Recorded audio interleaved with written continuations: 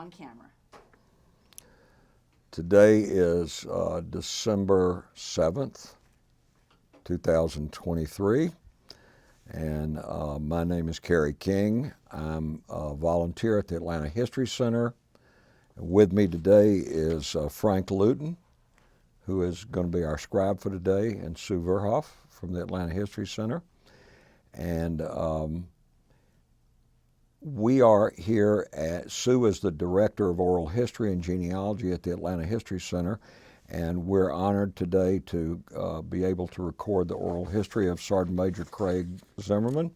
And I know I'm supposed to call you Mr., but as far as I'm concerned, you'll always be a Sergeant Major, and I'm sure the Army feels that way too, who served in the Army during the period from 1984 to 2005.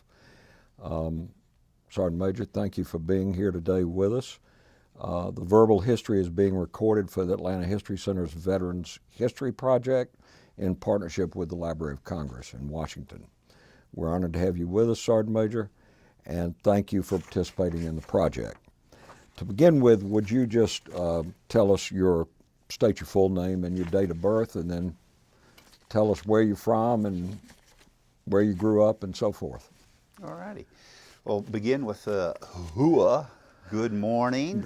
I'm born in Sacramento, California, and raised in Iowa. So I used to have, I have two nieces. I used to teach them how to say hua, and then these little girls, they're twin girls, they would say hua. It's so cute.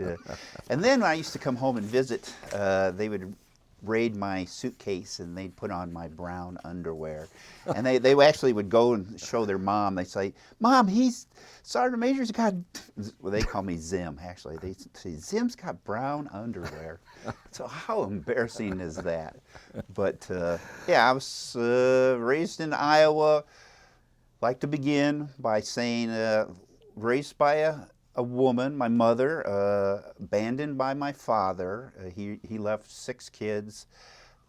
Very pertinent to my life because it shaped who I wanted to become, and I did not want to be like a father like that, a man. So I always wanted to be a man that was helpful. We never saw him again. He didn't do child support. He didn't do alimony. My mother worked 3 jobs. And actually, I think as I became a sergeant major, my peers would say sometimes I was too nice to be a sergeant. Sergeant majors have a reputation of being mean and tough and nasty, and the guys would say, you're just too nice. But I actually tried to be inspiring, always tried to be helpful. And I think it contrasts back because I was a sergeant major by birth when I was 10 years old.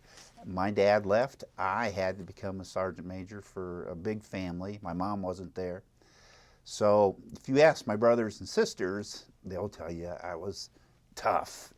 I had to be tough. So had to do the chores. We had to clean the house, everything, do the dishes.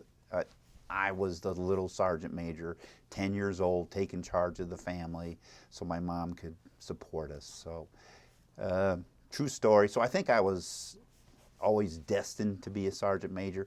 I am Zimmerman. It is a German name, so very precise and determined. And so I think it's very fitting that I entered the military.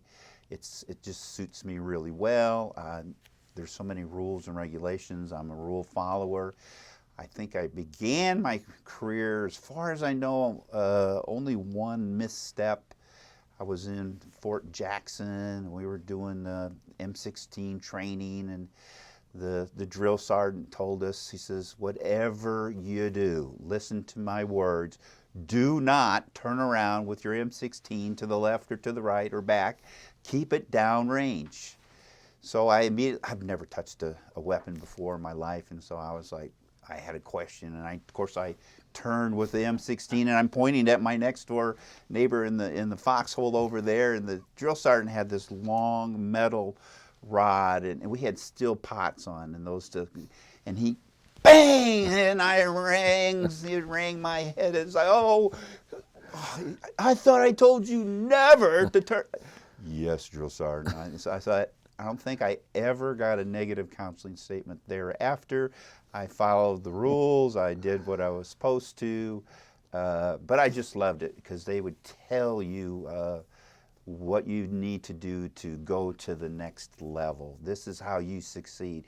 This is how you stay out of trouble. If you formations at 6, you got to be there at 10 minutes till. This is what you need to do to success, and it was cut and dried, and I just love that way of life, that process, and it's about determination. Just suited my personality just perfectly, and it is an opportunity as a leader to help train people, to inspire people.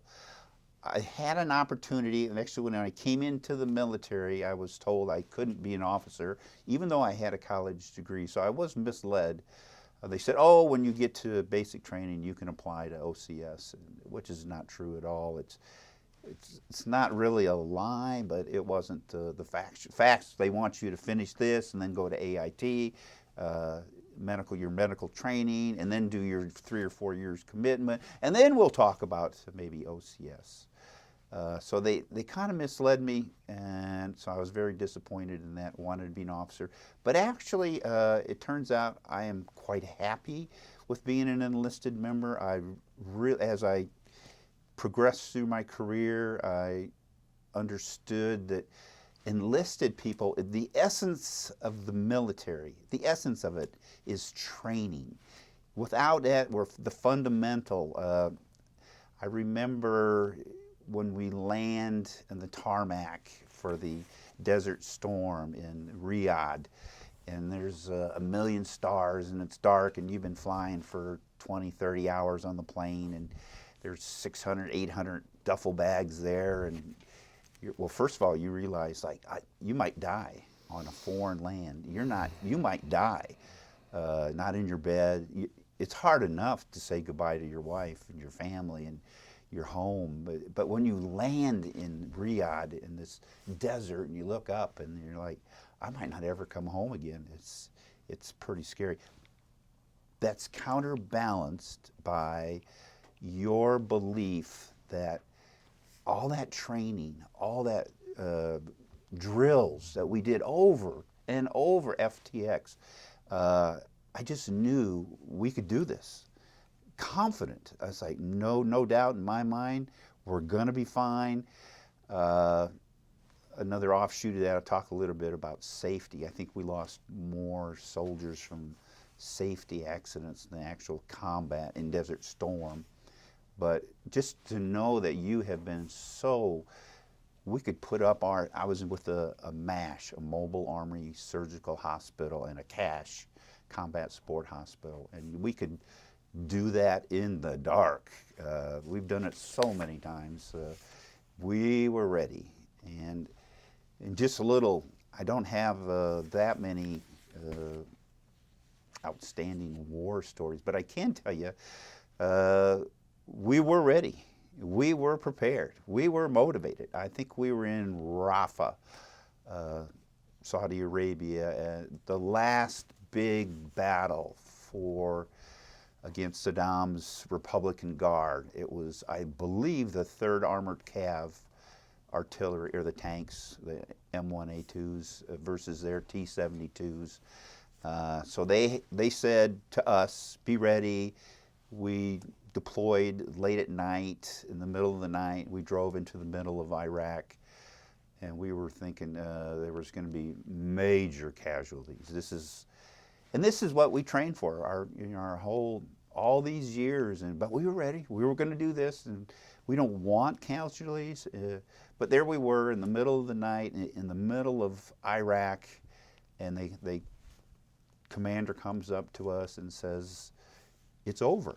And we're like, what do you mean it's over? It's like, we haven't even got there. We haven't even set up our hospital. No, the 3rd Armored Cav decimated the Republican Guard. I think they had 3,000 tanks, and they were down within an hour or two, down to 500 or something. The Cobras, the Apaches, the long range, they had the night vision. they could shoot from 2,000 meters versus T-72s, 1,000. So it was over, and there were no casualties. So there we are, and you're trained, and you're professional, and you're battle ready, and you want to do your little part, and they tell you to go home. It's like, it's over, and you're like, it's bittersweet. It was so sad and yet so uplifting. It's like, I don't know how to explain it. It's like, could I ask you to, and I certainly don't want to interrupt you, could I ask you to kind of take us back to what year you entered the Army, and then kind of bring us up to when you got to Kuwait and so forth? well, came in there in 1984, and I actually wanted to be an officer, and actually wanted to go in the medical field, wanted to be a physician's assistant.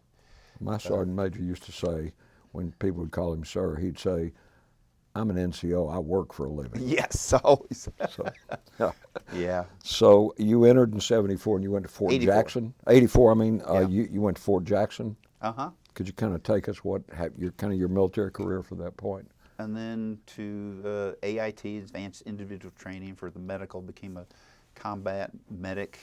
Then I was deployed to the, well, first they told us we were going to Italy, and right before we were going to get our operational orders, they said it changed and you're going to go to Germany. And I said, oh, that's really tough. Wow. I loved it. So yeah, it's like, hallelujah, okay. So we were actually the first MLRS battalion, multiple launch rocket system unit in the Army. So it had never been deployed. We had to go to Grafenwehr and Vilseck to field the entire battalion. So it was a lot of days in Vilseck and Grafenwehr, and so I was there for like 3 years in Wertheim, which is a small little used to be an air base for the Germans. Interesting story there. My landlady, Frau Steffen. She was a little girl. The Germans had bombed a city in Britain, about 100,000 people. So the Britons decided to retaliate, and so they chose Wurzburg. And they bombed the heck out of Wurzburg, 100,000 people. So Wertheim is about 10, 15 miles away from Wurzburg. She says as a little girl she could remember the skies were just on fire, and they had no food, they had no water, and the Americans came and they helped her and her little sister. They actually used her house, I was told, for their operations. They fed her, they took care of her. And so from that day forward, for the next 40 years, she always rented out her house for American service. So yeah, Frau Steffen. So I still always write her, still keep in touch with her. So she's a great lady.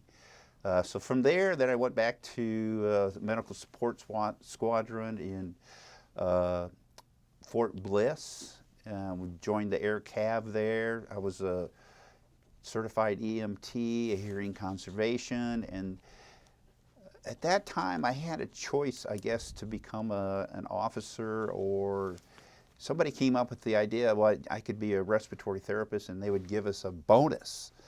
And I was like, a bonus? So that was thousands of dollars. I was like, okay. As far as being an officer, I was never really impressed with the officer corps. They like to dictate and give direct orders, but I always thought it was it's about them instead of my goal and my mission. I told you, because I didn't have a father, I wanted to uplift, I wanted to help, I wanted to teach. I did not get that sense. The officers would come and give us their orders, and they would even, most of the time, would never ever tell us why we're doing things. So I would explain it to the guys and say, here's the mission, here's what we're going to do, this is why we're doing it. And you know what happens then? You develop a team. So the captain and the majors, they're clueless. They don't. I think most of the guys would look at me and say, what should we do? And they're the commanding officers. Of course, the right answer for me was always, we're going to do what the commander says, unless it's unlawful. But the truth is, they wanted somebody to be on a team, and they did, and they were, I call it willing compliance. It's like, yeah, just tell them why we're doing it, what we're doing, and they're going to be enthusiastic. They will do it. I didn't say it was easy. Life in the military is difficult and it's hard, but if you give people a reason to go along with you and why, explain it. I can tell you how many captains I went through that would really, they just give out orders and it's all about them and getting their next promotion. They didn't really care about soldiers like the way I did. And there was when I went to the Air Cav, there was an incident. The commander for the Air Cav, there was a young lieutenant, and he walked into the battalion sergeant major's office, and he told him, put down this clipboard and says, "Sergeant Major, you're going to do this."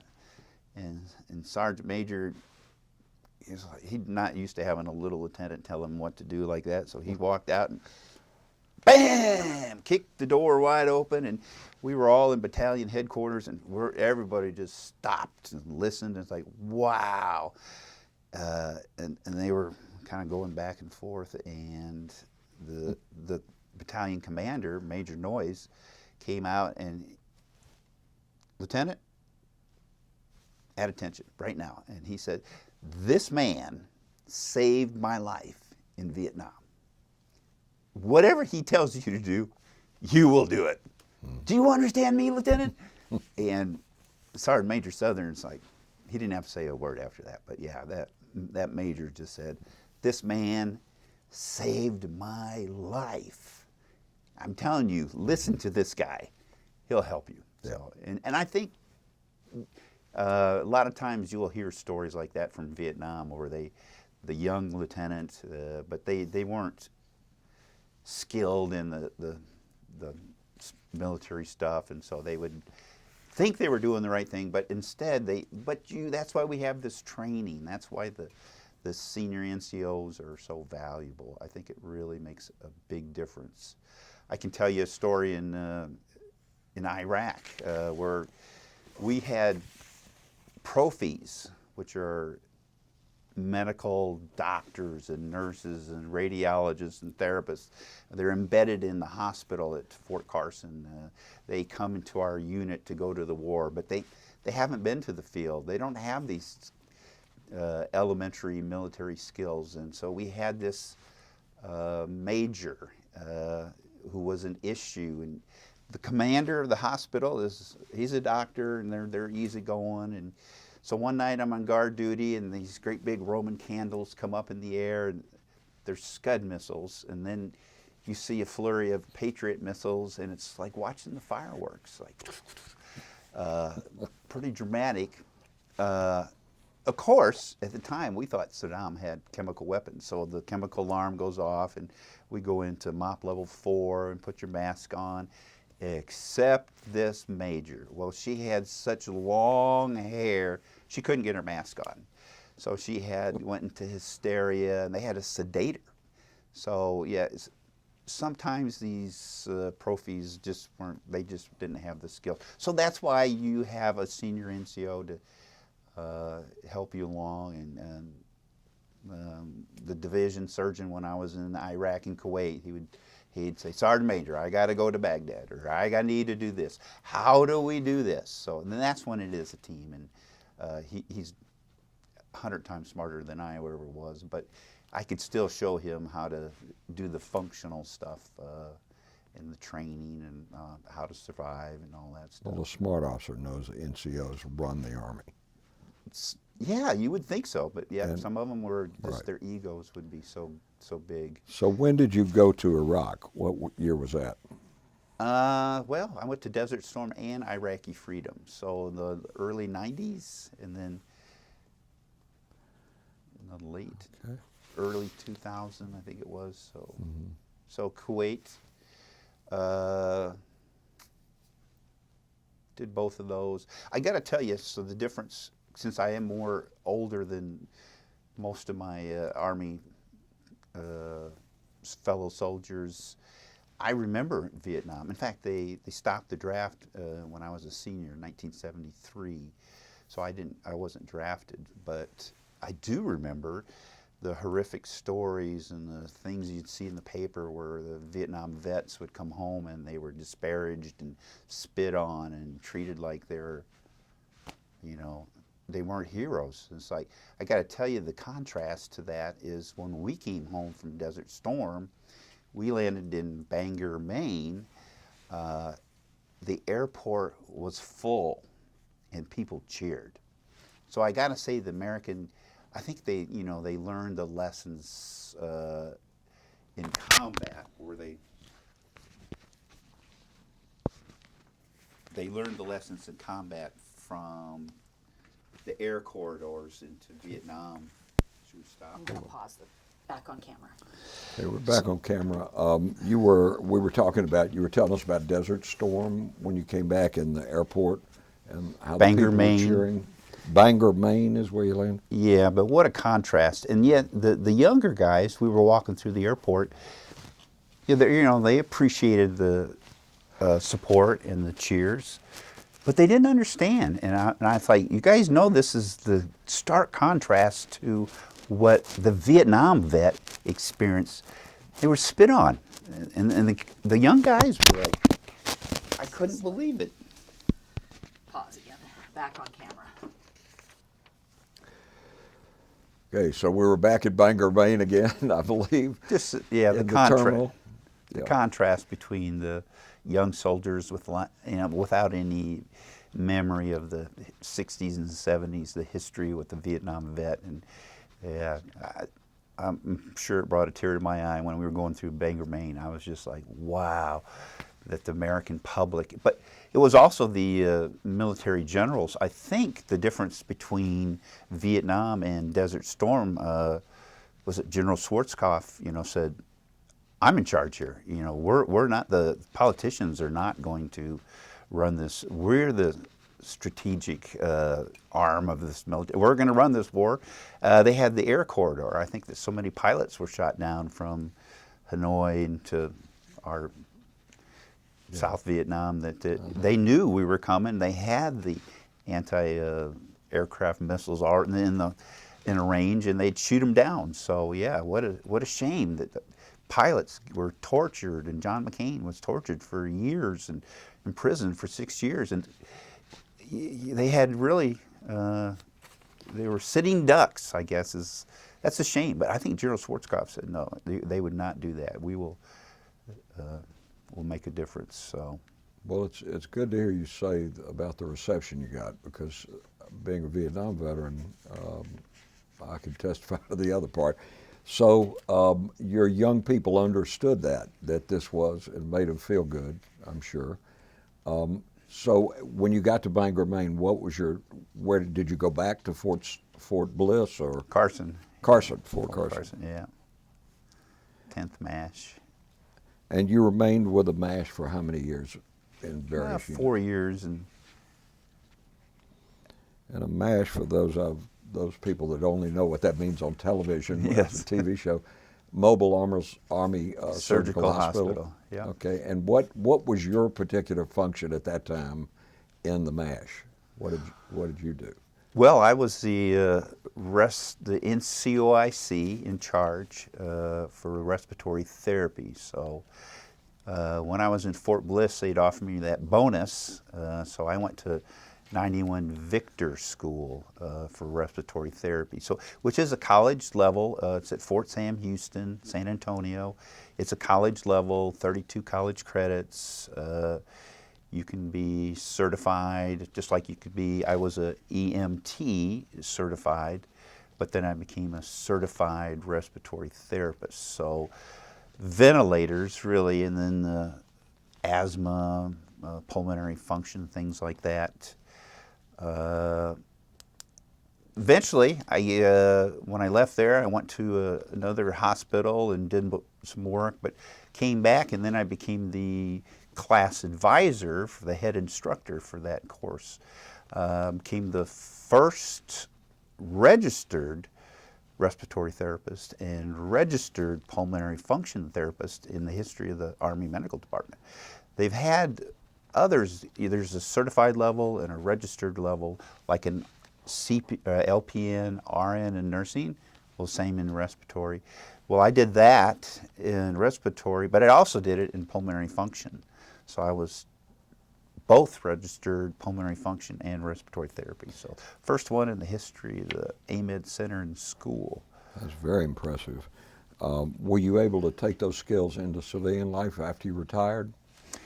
I certainly could have, yeah, and probably would have made some great money. But the tail end of my career, I did more management skills. I did the certificate for Iraqi freedom. I was in charge of, well, helping the division surgeon for 3rd Army.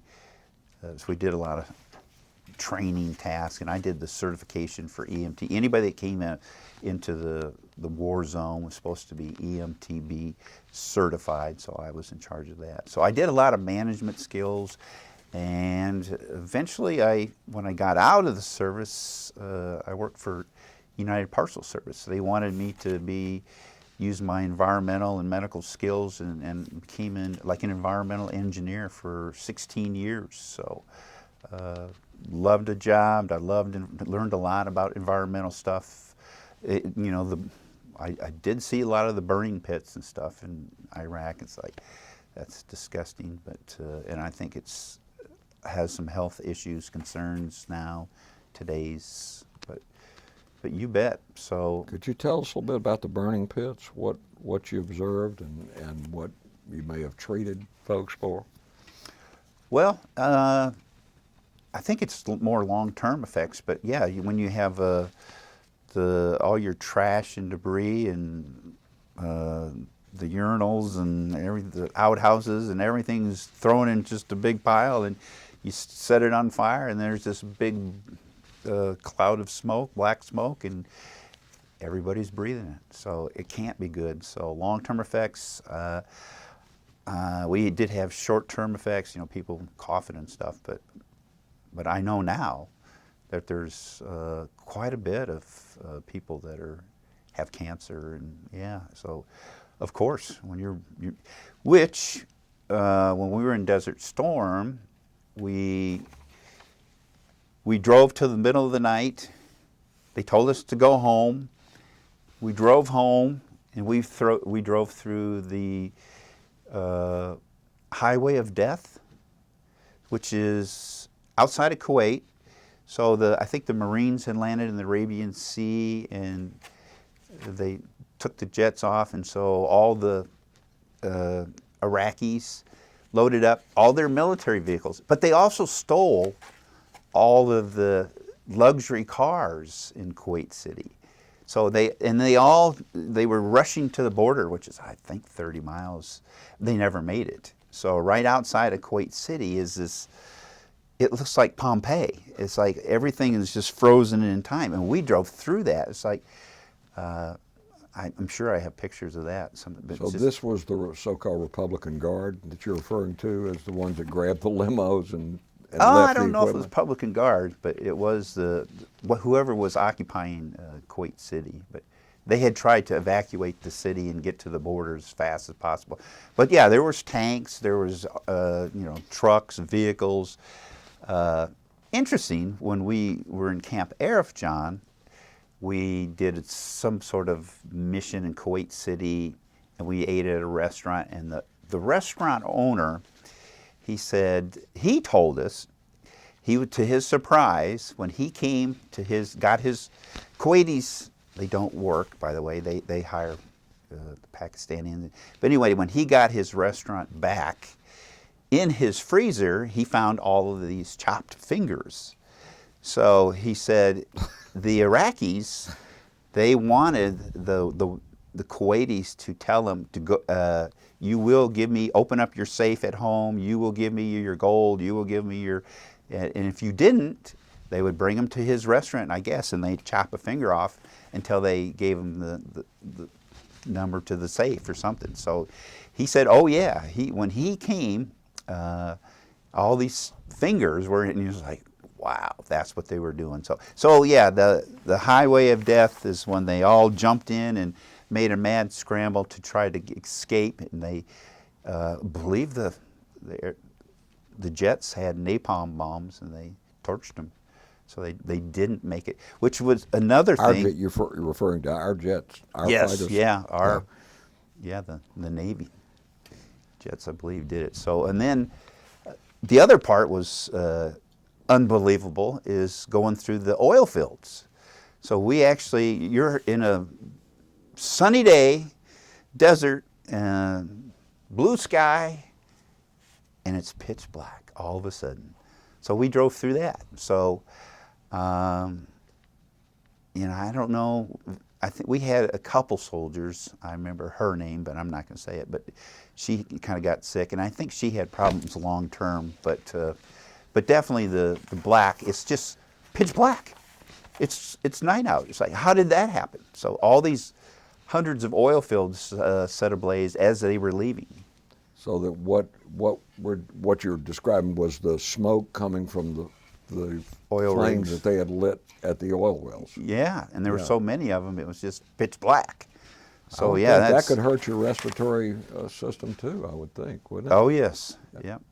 And I know the one sergeant that I knew, she had long-term problems. Yeah. So of course, that's toxic stuff, and the air was just full of it. So, but we just drove through it as fast as we could, and so roll up the windows. And so were you in convoy with your unit behind the tanks and the units going forward from the cav? No.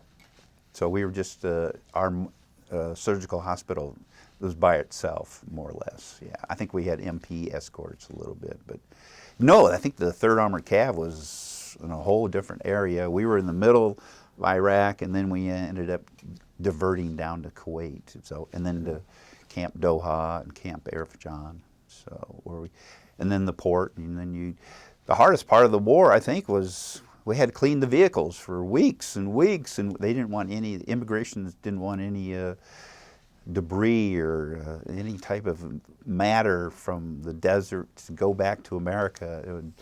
So we cleaned and cleaned and cleaned and cleaned and cleaned and 24/7 for a week or 2 weeks, and so it was like, wow, that was so hard. But somebody actually said, clean them so that we don't take any sand back to the United States. Yes, absolutely. In fact, we'd clean them. We had the pressure hoses and everything, and they'd get inspected, and they'd fail, and they fail again, and they fail again. It's like, wow. Yeah, we were just unbelievable, but we just want to go home. So did you have to treat in your mobile, your MASH unit, did you have to treat many casualties from the invasion? No. No? Yeah, so that was kind of like that bittersweet. We're so grateful that we didn't, and yet your life mission, you're just like, we didn't get to do it. It seems terrible to say that, but yeah, we just wanted to serve. We were ready. We could do this. My cohort respiratory therapist, he was a pediatric therapist, and he did get called to help a child, I think an Iraqi kid, and they put him on a ventilator. But other than that, not too much. We did help. There was a soldier, I think King Fahd, they were building these bunkers, and it kept raining.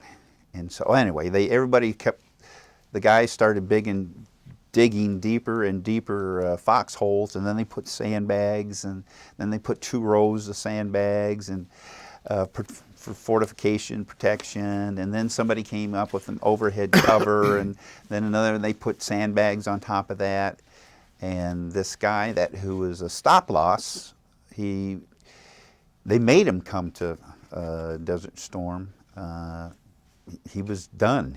But his 4 years have been expired, but they still made him go. He was in that foxhole when there was.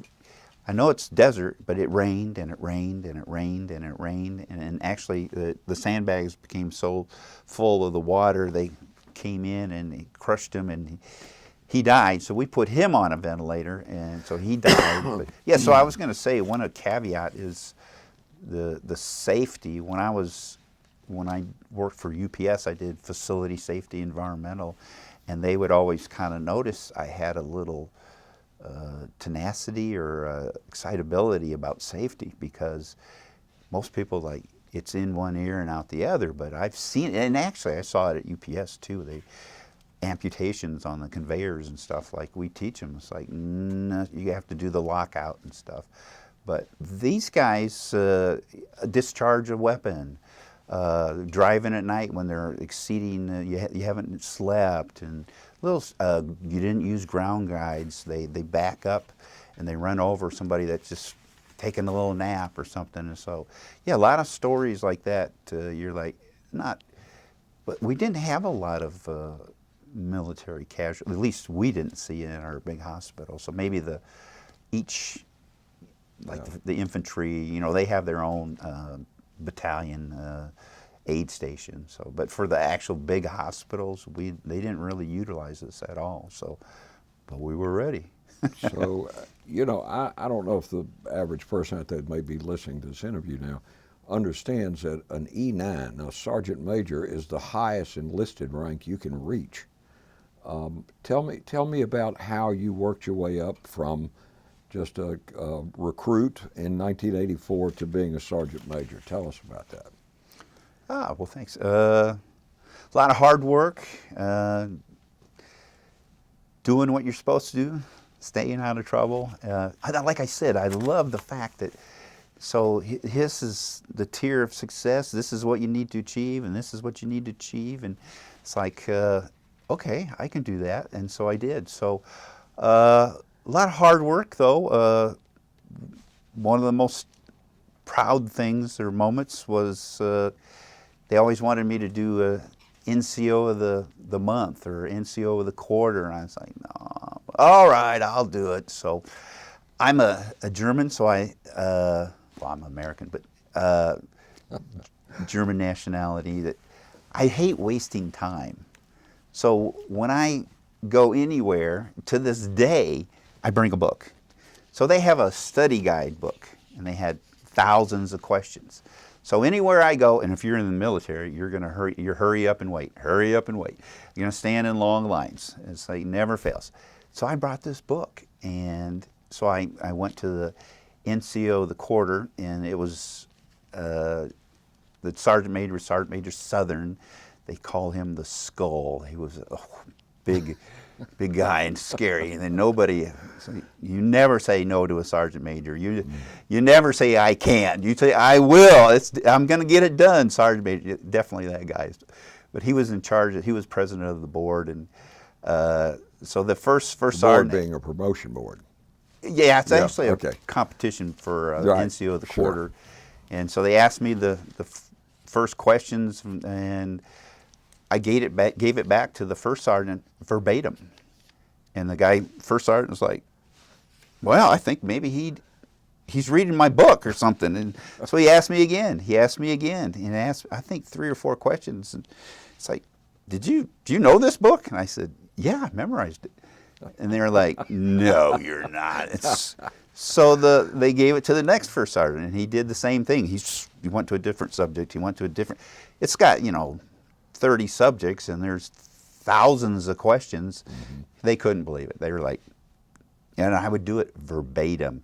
First sergeant, and it's like da-da-da-da-da. And then they went to my first sergeant. First Sergeant Schoonbeck said, Sergeant Major, I give up. This guy, he memorized the book. What are we going to do? Well, and Sergeant Major Southern says, as commander of this, president of this board, this competition is over. He says, you won, and we're not even going to do the next 2 quarters.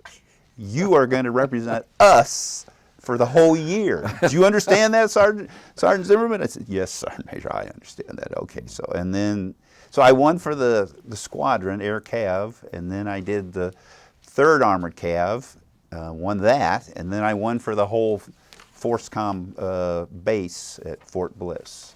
So yeah, it's easy. I had that whole book memorized. So so hard work, a lot of stuff like that, becoming the first respiratory therapist, trying to make things better, trying to help soldiers, trying to make things better. Audie Murphy is another, the sergeant. That would be my favorite award, Audie Murphy, because as a kid, growing up during the early parts of the World War II, I was born in 1941. Yeah. So Audie Murphy was it. So tell us about the Audie Murphy Award. I'm definitely interested in that. So the most decorated soldier in World War II, so true hero.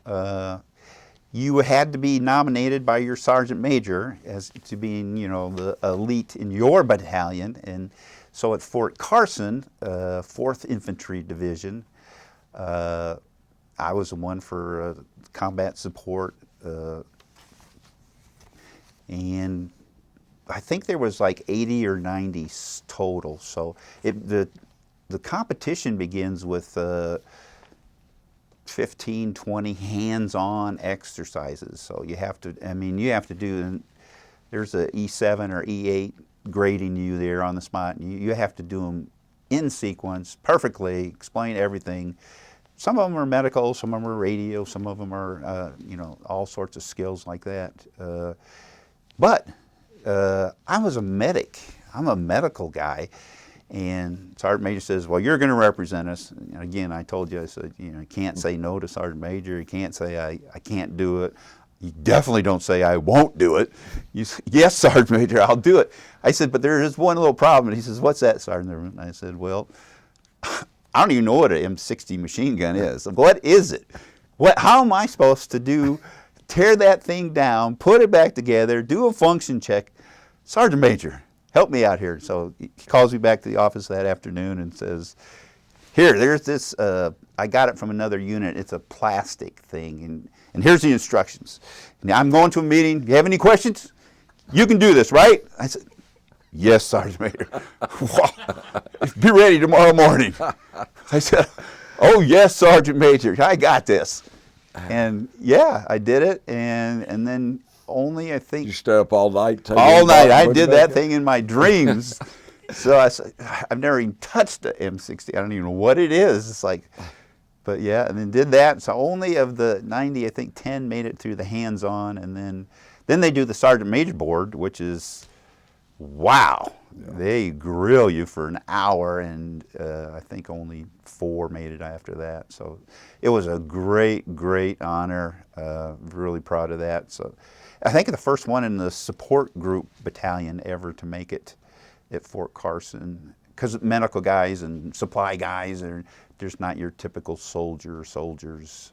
So I don't know if there's a little bias there, or they just don't know how to handle all these weapons and M203s and all these other, how to do claymores and mines and stuff. Like, yeah, it's like, I don't know, we don't do these things, but.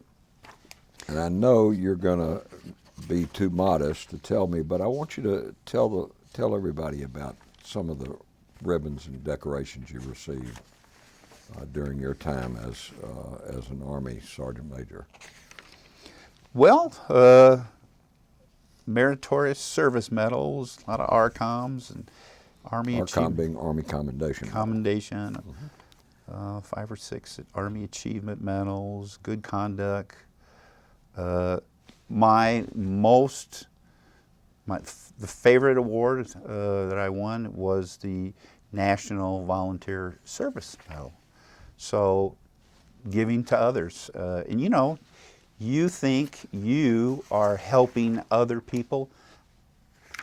I would teach kids these days and my nieces and nephews, and I tell them, the best way to cure an ill heart is to go out and help someone else. It's great for your heart. It's like, I thought I was doing this for the girls softball, and these kids, and I mentored a little black boy in San Antonio for 4 years. Still stay in touch with him. I'm going to send him a Christmas card. That was in 1993 to 97 I was there. So Michael, he's Michael Wilson. So still help those people, spend an I don't know, thousands of hours. I did over 1,000 hours to be the National Volunteer Service. Great little award. It's right in my kitchen. I love it. It's my favorite award. The highest award you can get in the medical department is the Order of Military Medical Merit. I think that's 10%. So I ran the respiratory college level course, instituted a computer lab, got several of the guys to be registered respiratory therapists, did a newsletter, taught them, instituted total quality management program at the school, things like that. So that was a great award. Audie Murphy. I was an honor grad at every school, PLDC, BNOC, ANOC. Exceeded, they don't do honor graduates at the higher levels courses like ANOC and sergeant majors and first sergeant and battle staff. You can only get the top 10%, but I was in the top 10% at all those. And probably one of my other favorites is at Sergeant Major Academy. There was 530 graduates from 24 countries. I think they let you go to college and finish your degree. So a lot of people had started degrees and they just hadn't finished them, so they give you time to do it. So I think 130 sergeant majors got their degree.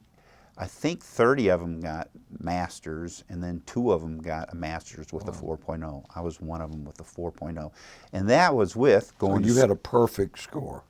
Yes. And weren't you the highest graduation honors from that academy? Mm-hmm. Very impressive. And I went to school with officers, captains, majors, lieutenant colonels, so I would be the only enlisted guy in there. So. And probably the smartest one in the room. No, probably not. But so that was a great honor too. What else? Let me just ask you about these. You also have the Global War Expeditionary Medal, the Golden War on Terrorism Medal, the National Defense Service Medal, the Southwest Asia Service Medal. You have 3 of those, correct? Yes. And the Overseas Service Ribbon and the Kuwait Liberation Medal, all of which are on your record and you were awarded during your time in the service. Yes. Very, very impressive. And as a matter of fact, weren't you awarded NCO of the Year with FORSCOM? Mm-hmm. Yes. And yep. FORSCOM being the United States Forces Command Headquarters. Mm-hmm. Well, congratulations. Yep. You ought to be very proud. So I did try to get into the Army, Georgia Military Hall of Fame, but I don't know. I've had quite a few awards. I've never really met too many. I will talk to you about that after this interview. Because I was like, the other one I got was when I was in Sergeant Major's Academy was, and you guys will probably laugh because this is insignificant, but the Sergeant Major, he couldn't write. He's Special Forces. So you had to do a term paper. And so, but I like to write. So I helped him with his paper. And he gave me this coin, a Black Ops Special Forces. Challenge coin. Challenge coin, so, which we collect. Love them. But yeah, he was saying, and he even told me how they, in Mogadishu, somebody's arm was shot off, and they were driving through this little town and buildings on both sides, and somebody shot a rocket grenade and blew this guy's arm off. They stopped, got out, got the guy's arm, and they don't leave a man behind. So no, or a part of a man. So when he gives me that coin and tells me that story, I was like, that's hollow. It's in my medal case, all my awards. I thought, yeah, I put that coin there. It's like, wow, that means something. It's like, wow. I was just trying to help him out. I think one of the hardest things I ever had to do, though, was like in the military was like night navigation. You get your expert field medical badge. There's a combat infantry badge and combat medical badge, but you also can be an expert field medical badge person. And so they have like 20 tasks you have to do, but you also have to do some land navigation. So here we are in the Black Forest in Germany. Do you know why they call it the Black Forest? Because you can't. So dark. It's so dark. It's like there's no sunlight or moonlight that gets through there. It's It's pitch dark. So they give you this map and a compass and say, oh yeah, by the way, there's like 750 meters out there. There's this pole, and it's got a little letter on it. It's like, really? And you have to. It's ridiculous. In fact, I helped run it afterwards, but at the end of it, they give you like 3 hours to go find this 3 flags. You have to do it 750 meters, 750, 750, and then come back to the headquarters. And it's like, no, I think there's like 10, 17% make it. You know, most of them don't. We have to turn on the lights and start honking the horns, and everybody come on in. You're lost. Like, I mean, it's in a forest. How do you find this stake? Because you run into a tree, you run into a little pond, you run into I don't know how I ever did that, but you have a little red flashlight. That's the only light you're allowed. So that is one of the hardest things I've ever done. It's like, oh my gosh, like that was unbelievable. They give you a compass. Yeah, they give you the compass. Yeah, so you have a compass, but then you have to count your steps too, right? So you got to know how far 750 steps is, or how many meters it is. So, what would you say was your most memorable things that you did in the Army? Well, getting that 4.0 award in the Sergeant Major's Academy, the Order of Military Medical Merit, being in the top 10%. Audie Murphy Club is prestigious. And they're just memorizing that one book, and then they just canceled the promotion board. And it's like, okay, you're going. So that was kind of, and you know what? The best answer is, if I was with my soldiers, they would look to me and they trusted me. Why? Because I cared about them. Why? Because I took the time to get to know them. Why? Because I inspired them, encouraged them, helped them achieve. How many times did we take kids that were young adults that were, here, and they had a rough transition into the military, and yet if you show them how to succeed and they stop making excuses, this is how you're going to succeed. You got to show up and you got to do this, and they do. And some of them don't, but the vast majority. And then you'll see somebody stays there for 20 years. And I guess another thing, my original, when he first started, I was raised by my mother. I got to tell you, the women that I met in the service were extraordinary. The women that I worked with and went to school with at the Sergeant Major's Academy, whatever I can do, no, they can do more. I think I don't remember her name, but she won the physical fitness, 100 push-ups and 115 sit-ups and an 11-minute 2-mile, and they're just, but whatever, they had to put up with so much just to get to that level. And then when I see these stories of how they treat women in Israel and they were raped, it just makes my hair stand up. I can't stand it. How we treat, because my mom taught me. So I love America. I love freedom. If you're so blessed to reach a retirement age, you can turn around, look, and see where you've been and what you've accomplished, and to serving your country, a great country that believes in freedom, in honor, in equality. My mom, I can't imagine. When I'm in the Middle East, they don't let women drive. They don't let them vote. I was in an open air market, and they follow the men. And I actually looked at one of the ladies, and she looked down, and I was like, what did I do wrong? And I was like, well, I didn't do it.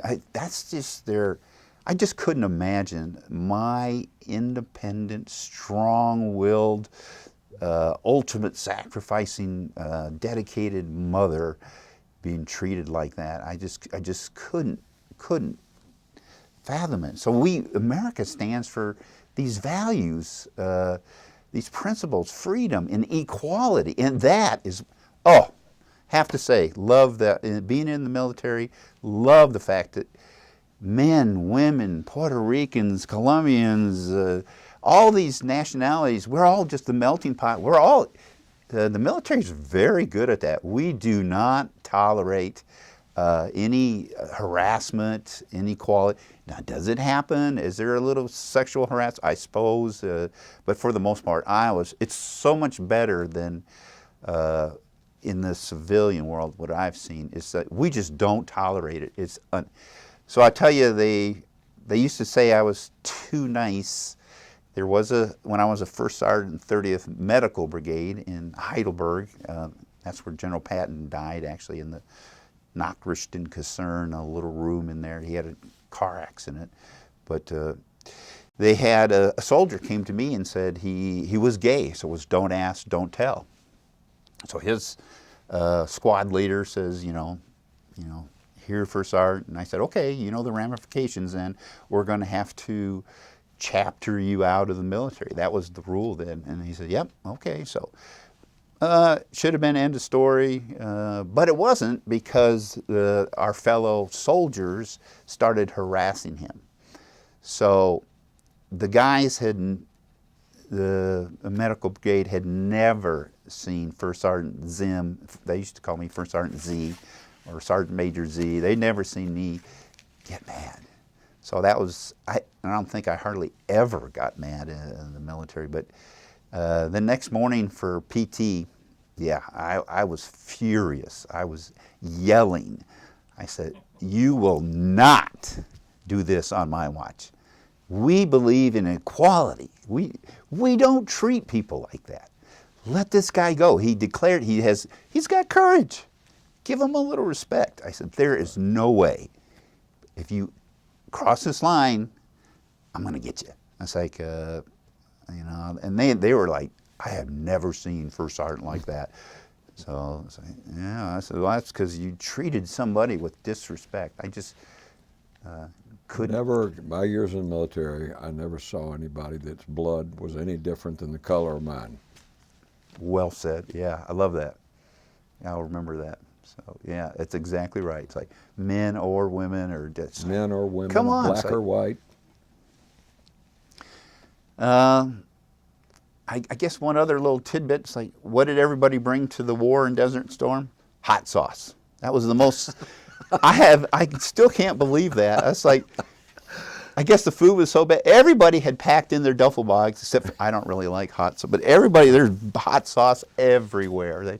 That was their favorite commodity, and just couldn't believe it. It's like bottles and bottles and bottles of hot sauce. So tell us, one of the things you hadn't told us about is what year you got married and how you met your wife, and do you have children and grandchildren? Tell us a little bit about that. Well, I met a great lady, Italian, in Fort Sam Houston, and I was on orders to go to Germany, so we had to make a decision, get married or date, and she said, let's get married. So we were married for 13 years. She didn't believe she could become a college student. I kept telling her she should. Why not? She used to have dreams of flying and stuff. So one day there was a dream psychology class, and I said, here it is. You should enroll and go to college. So she did. She started taking it, and she wasn't really good at writing and math, so I helped her through that. The idea was that with the end of it all, she would, we would start a family. So, and then she was Italian, so we would probably, after 20 years, we would go live wherever she wanted to, which is with her parents, which is in Longmont, Colorado, which is like okay with me. So yeah, nice place. But 13 years later, she got her master's degree in social work in San Antonio, and I had another orders to go back to Germany, and she said no. So she broke her word, and I got divorced. Oh, wow. So, yeah. Did y'all have kids? Or? No, never had any kids. Yeah. My brother had 3 kids. So I've always been going back to Bloomington, Illinois. He worked for State Farm, and the 2 twin girls and a nephew I adore. Heidi, Rachel, and David. Their mother was murdered. I actually became the guardian for them for a couple years. I was even on Dateline, believe it or not. Great. So you just continued to help people, and you're still doing it now. Yeah, and then, in fact, my little Rachel, my niece, she got pregnant, so she's got a little 5-year-old. So I do a lot of babysitting. He's got a basketball game here on Saturday, and so plays softball and soccer, so it keeps me busy, and volunteer at the community kitchen, food bank. And was it UPS that got you to Atlanta? No, the Army, Fort McPherson. Oh, you got Third Fort Army. Mac. Yeah. And then it was just back and forth, back and forth. And I just thought, well, maybe it's time I should. Actually, the best years of my military career were ahead of me. I could have stayed. I'm sure I would have been at the Pentagon and had some great generals to work for. But I was a little bit older when I came in, so I decided maybe it's time to take the leap, and which I think worked out really well, because UPS is very similar to detail-oriented. They process everything and regimented, and kind of similar to the military. So, well, I don't know. I haven't seen many curriculum vitae more impressive than yours. So, thank you. You're obviously a high performing, great non-commissioned officer, and don't worry about the fact you didn't go to OCS. It sounds to me like you outstripped most of them. Command Sergeant Major or Sergeant Major is in my mind, is the equivalent of a 4-star general. Well, thank you. Yeah. So thank you for your service, and thank you for all you did.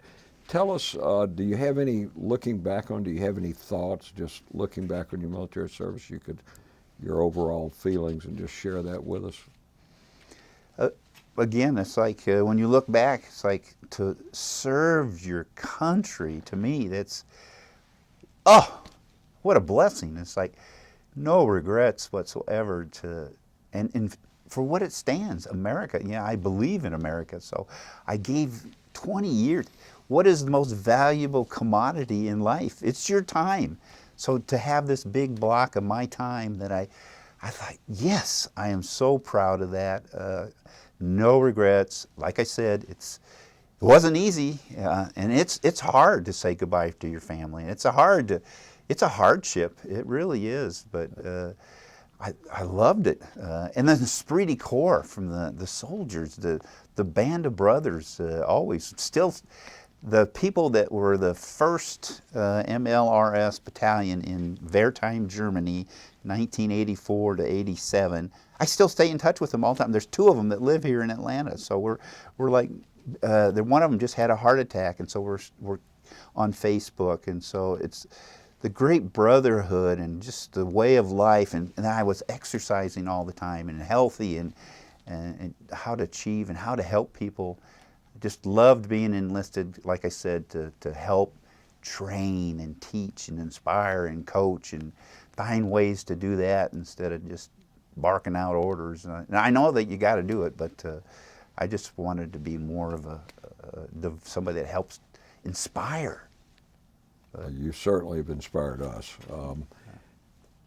Any messages you want to pass on to your family members, to your fellow retirees nowadays, people that are still serving on active duty? Anything you want to say, or anything at all you want to say that we haven't touched on today about your service? Just that, my mother was a great inspiration. The value of women, it just breaks my heart to see how some women are treated in this world, and especially when I hear this in Israel, it's confounding. But anyway, I'm so proud of my mother and this father, and I just promised myself I'm not going to be like that. So, you take something negative in your life and you try to turn it into a positive. So, looking back, it's like, okay, it wasn't just my dad was an attorney, so I'm going to be an attorney. No, this was a life mission for me. I wanted to help people. I wanted to encourage people. So I wanted to do good in this world instead of be responsible and be noteworthy. But it's because of a woman. So she... Well, She was a great if lady. you allow me the presumption to say you have an incredible military service record, and I think you accomplished everything you set out to accomplish, and then some. Well, thank you. We are honored to have had you here today. Thank you. Before we close up the interview, is there anything else you'd like to tell us, or anything at all? I want to be a silver dog like Frank back there. I'm a Georgia dog fan. So Coach Rick was a great Christian man. Love him. So that's how I became a. He I'm was a from Iowa. wonderful man. He really was. Yeah, he really is. I he mean, is. he's still around. So even if he was a coach for the University of Georgia, I guess. Yeah, I know. I could forgive him that. He's from Georgia Tech. I was a Georgia Tech fan, so what could I say? I went to the game 2 years ago, and then it was solid red in Bobby Dodd Stadium. It's very depressing if you're a Georgia Tech fan to see all that red. I know. I couldn't believe it. It's like, wow. Well, thank you, Sil. Sergeant Major. We can't thank you enough. I want to remind you that your interview here will be on file here. It takes a little time to get it worked up into the format where you can see it. It will be on permanent file here. A copy of it will go to the Library of Congress in Washington. And we appreciate you being here today and sharing what has been a very impressive military career. If I may, I just have a couple quick things. Yes. Yes. I noticed you made some notes. Did we cover everything? Yeah.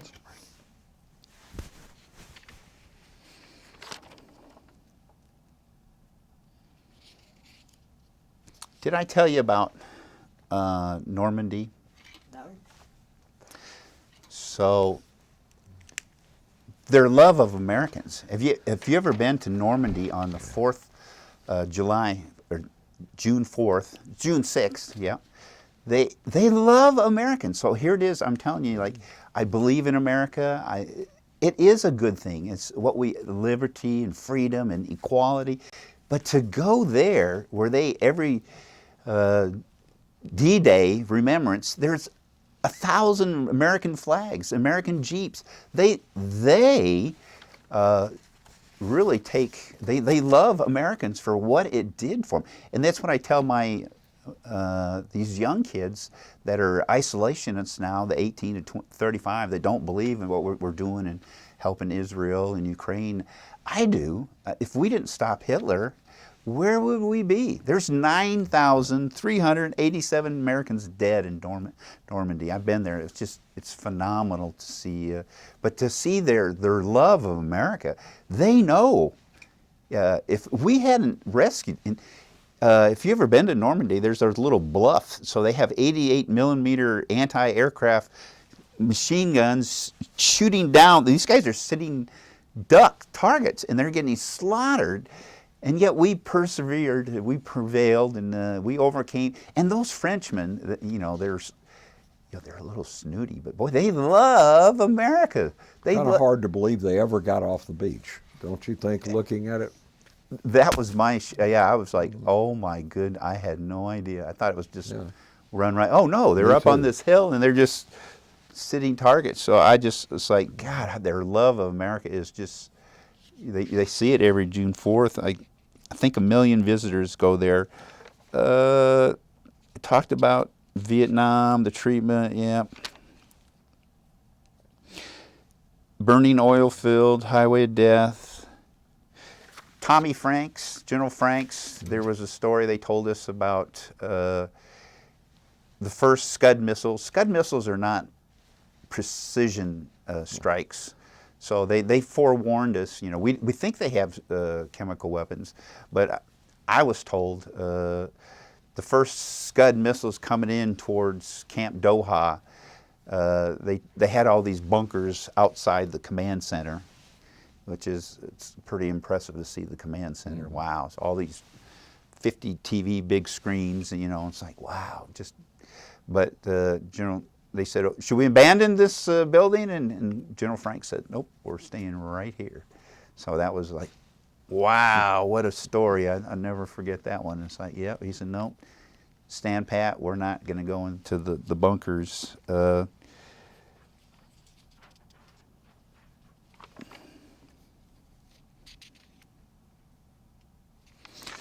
remember the King Fahd Airport. It's like the battle. When I was in Normandy, I met Stephen Ambrose. He wrote D-Day, I think. And then there was a World War II soldier, so I went up to him and said, "It's an honor, sir. You're a hero." And he said, "Oh no, you guys are the heroes for Desert Storm." I said, "Oh, I don't think so."